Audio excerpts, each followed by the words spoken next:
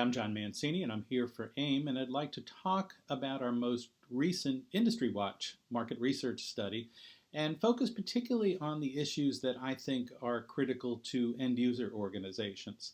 And make sure that you also download a full copy of the report.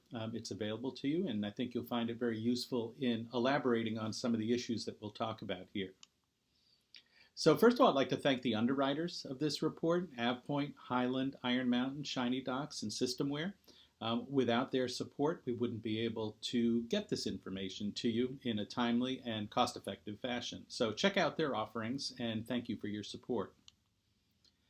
So let me start a little bit with talking about context. I usually like to start by thinking about the overall context for thinking about information management, which are the digital transformation initiatives that organizations are trying to undertake. And so you can see for 79% of organizations, digital transformation is key to their strategic priorities right now. And one of the issues they have to face is the role of information in those digital transformation priorities. As a matter of fact, AIIM would say that this is the key issue that organizations need to think about if they're going to be successful in their transformation initiatives. And here's why. So if you ask organizations what the current volume of information is that they're managing, and call that X, and then ask them what they expect it to be in 2 to 3 years, they usually come out with an answer that's 3.5, 4, 4.5x. Well, that change, that inflection point, can't be managed by existing capabilities. You need new approaches to do it. It's made more complex by the fact that 60% of that information is unstructured or semi-structured in nature. In other words, that pesky content that's always been a challenge for organizations.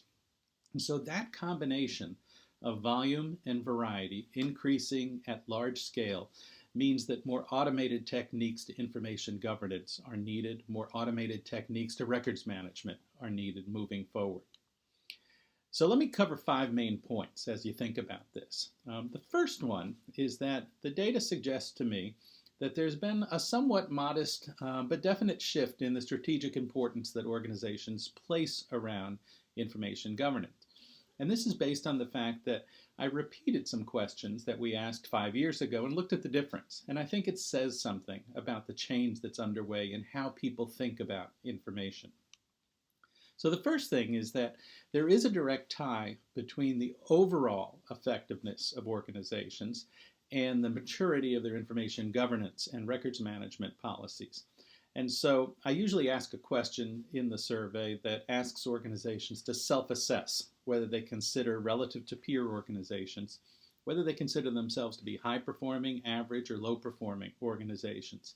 And you can see by this data split in terms of the percentage of people that say they have robust enterprise-wide information governance and records management policies, that there is a tie between organizational effectiveness and the degree of maturity of those policies.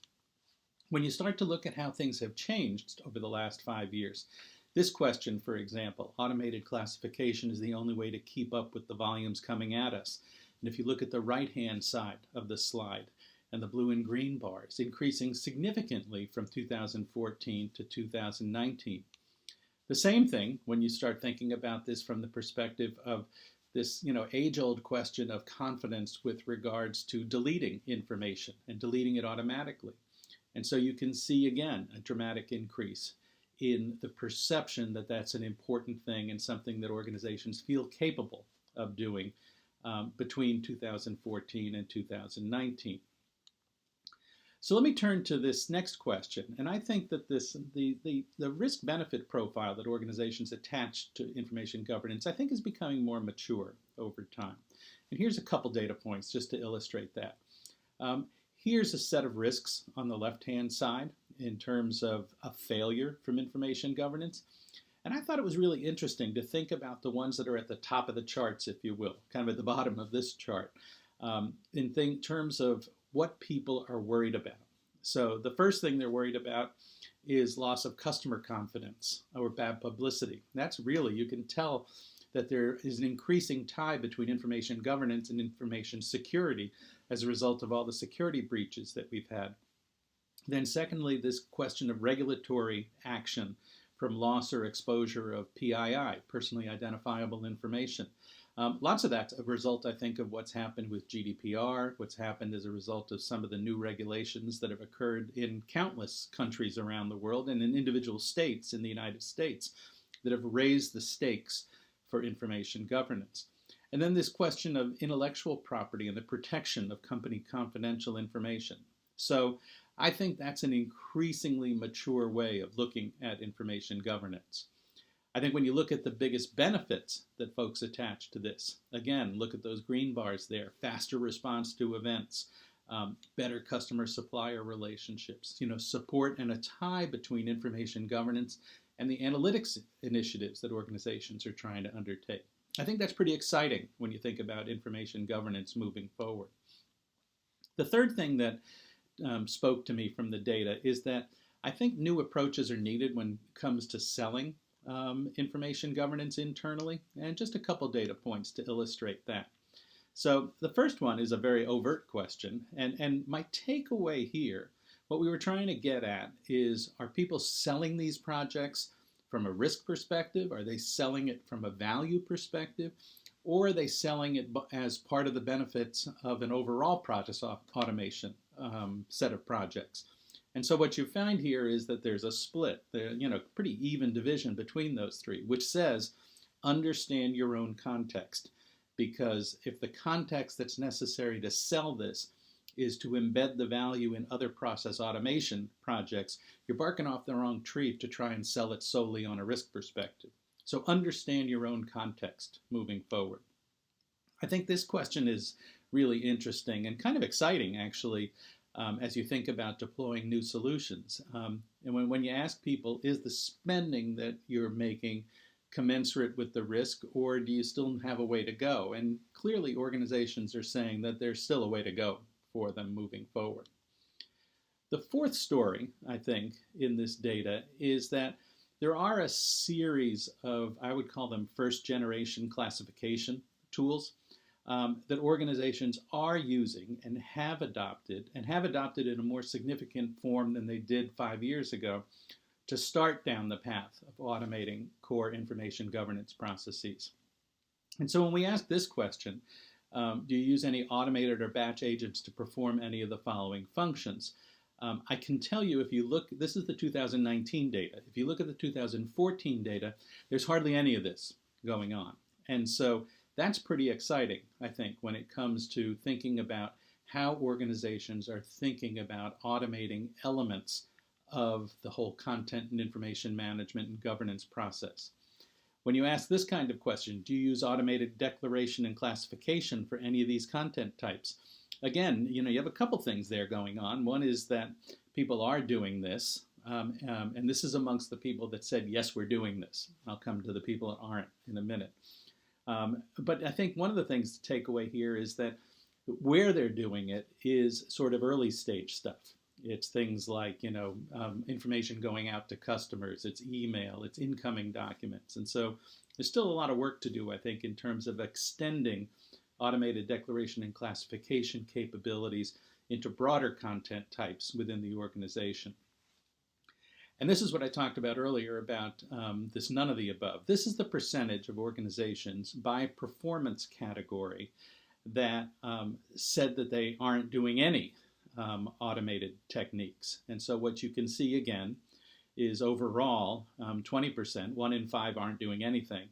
And then as you go across the different performance categories, clearly again a tie between high-performing organizations that have adopted these techniques and low-performing ones that are resistant to them.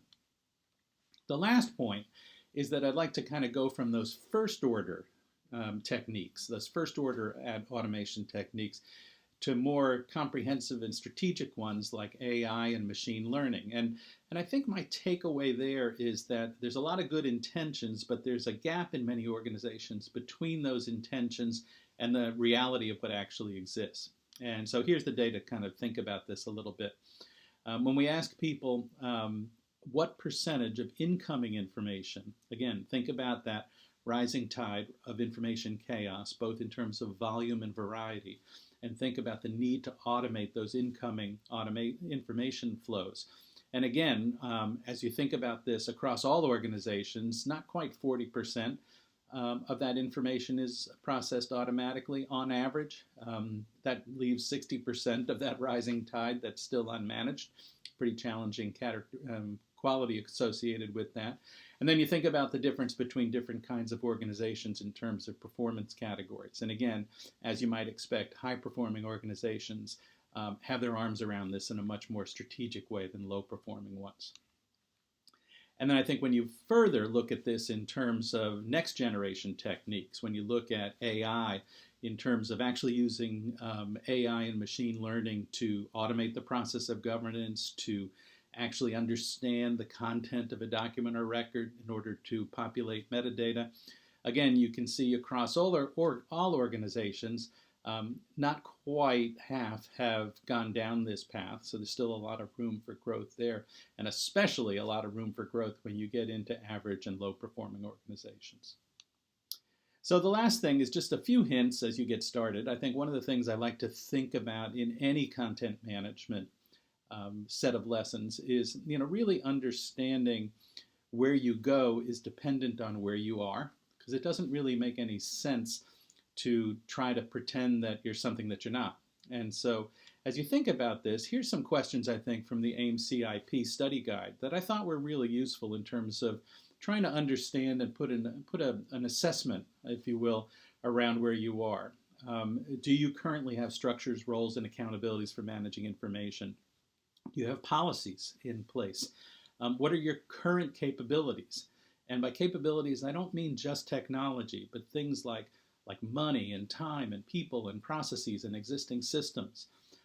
What kinds of systems do you have in place for automating decision-making processes, both formal and informal?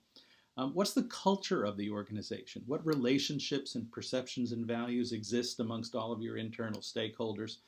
And are there any existing standards or guidelines or models in your organization, even if they're just departmentally based, for managing information? And so I think if you start here, you start thinking about these questions, it'll give you a good idea of where to start long-term in terms of improving your information governance capabilities. And as I said, the AIIM CIP study guide is a great place to start in terms of really getting your arms around the nature of the problem. So in closing, make sure that you download a copy of the ebook from the AIIM website. Also, again, check out the offerings of the underwriters, AvePoint, Highland, Iron Mountain, Shiny Docs, and Systemware, and I think it'll give you some ideas on where you go next. This is John Mancini for AIIM, and thank you very much for your attention, and enjoy the report.